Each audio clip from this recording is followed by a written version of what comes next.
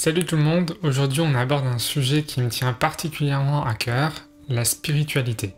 Rien qu'en prononçant ce mot, voire même à la lecture du titre de cette vidéo, beaucoup ne prendront pas la peine d'aller plus loin et auront déjà pris peur. Mais pourquoi? Pourquoi la spiritualité est à la fois employée à tort et à travers par certaines personnes, tandis que d'autres l'associent directement à des mouvances sectaires et des idéologies religieuses? Pourquoi la spiritualité devrait forcément être rattachée à des concepts farfelus? Je n'ai pas la prétention d'avoir la bonne définition de la spiritualité, et je ne crois pas qu'il y en ait une seule, comme beaucoup de choses qui n'est pas définissable de façon unique. Mais je vais quand même tenter de vous livrer ma vision de la spiritualité afin de tenter de faire le tri dans cette merveilleuse conception de la vie, si souvent incomprise. On voit ça tout de suite après l'intro.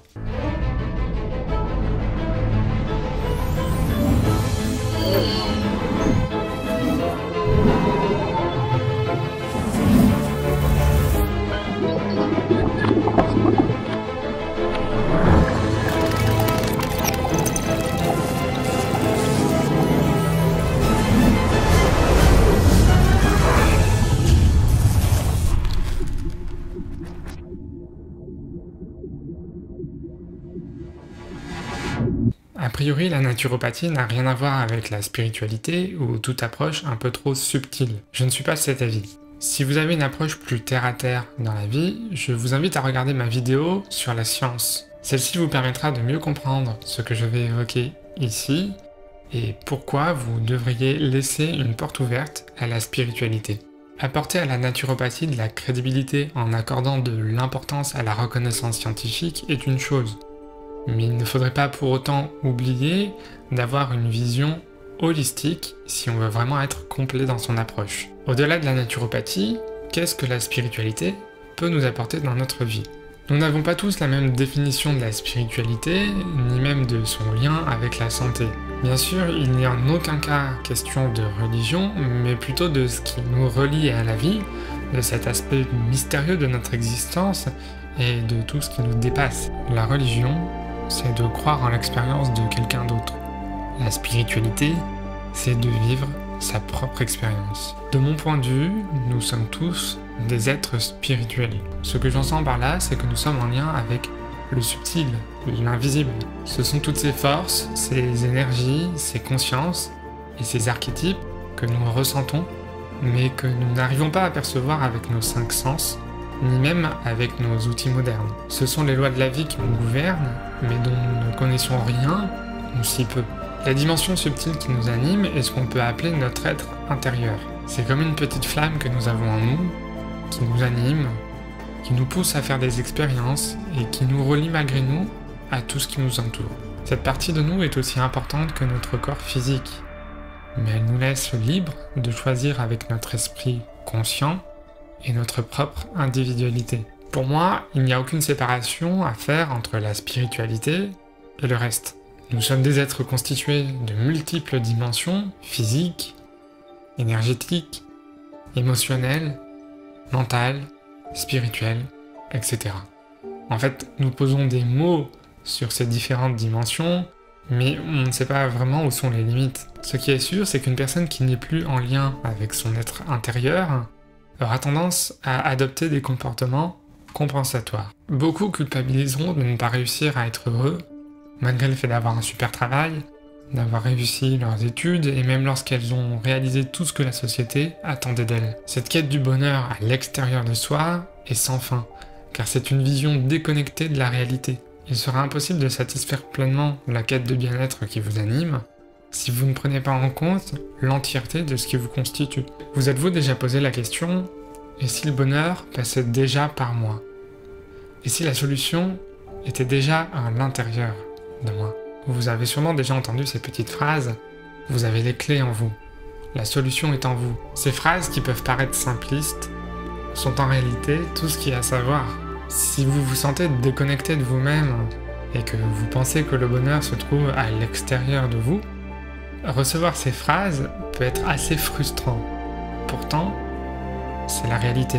Tant que vous n'avez pas enlevé toutes les couches de conditionnement, de croyances limitatives et de peurs qui occultent votre être intérieur, vous ne parviendrez pas à trouver vos réponses. Alors oui, la spiritualité c'est aussi simple que ça pour moi. C'est seulement cette petite voix intérieure qui nous guide, nous fait vibrer en nous reliant à la part la plus mystérieuse de ce qui nous constitue et qui remplit l'univers dont nous faisons partie. Être spirituel, c'est seulement être à l'écoute de toutes ces subtilités de la vie en ayant conscience de qui nous sommes et de ce qui nous anime tous. Être spirituel, ce n'est pas forcément méditer 10 heures par jour, ne jamais s'énerver et toujours pardonner. Si nous étions parfaits, cela se saurait. Une personne qui travaille la terre en pleine conscience et qui est heureux de le faire, qui fait son maximum pour être heureux et partager ce bonheur avec ses proches, est aussi spirituel. Être spirituel dépasse largement l'engouement pour les salles de yoga ou de méditation, pour les régimes véganes ou bio. C'est comprendre comment ramener le bien-être dans son quotidien, c'est intégrer le lâcher-prise, ou encore retrouver la joie dans sa vie. En un mot, être cohérent avec soi-même, corps et esprit. Il s'agit donc d'une démarche qui requiert des dépassements, des prises de conscience pour soi et pour le bien de l'ensemble. Bien sûr, on peut chercher à se connecter plus profondément à ces parts insondables de notre existence. Cela peut apporter beaucoup, mais demande une certaine sagesse et un recul face à la vie qui demande du temps et de la consécration. Sur le chemin spirituel, il ne faut rien chercher qui serait extraordinaire. L'extraordinaire est dans la profondeur de l'ordinaire. Avec cette vision simple de la spiritualité, on évite de tomber dans des croyances dogmatiques ou totalement limitantes. L'idée, en ayant une vie plus spirituelle, entre guillemets, ce n'est pas de se limiter, c'est au contraire d'acquérir une certaine liberté et d'avoir une vision de la vie qui soit plus en conscience. Dans mes consultations, je peux être amené à parler de spiritualité avec vous et j'ai même des accompagnements qui sont spécifiquement tournés vers la spiritualité. Mon rôle est de vous aider à vous poser les bonnes questions et de tourner les projecteurs en vous pour vous aider à comprendre comment vous fonctionnez. Peu à peu, vous pourrez alors dissoudre les carapaces que vous avez posées au long de votre existence et acquérir une nouvelle vision de la vie et donc cheminer vers votre bonheur intérieur. J'ai d'autres idées de vidéos pour aborder ce sujet, donc j'y reviendrai sûrement sur la chaîne ou sur les réseaux sociaux. Si cette vidéo vous a plu, lâchez un petit pouce bleu, pensez à vous abonner si ce n'est pas déjà fait, et activez la petite cloche pour recevoir les notifications de mes prochaines vidéos. En attendant, prenez soin de vous et devenez acteur de votre santé. Ciao.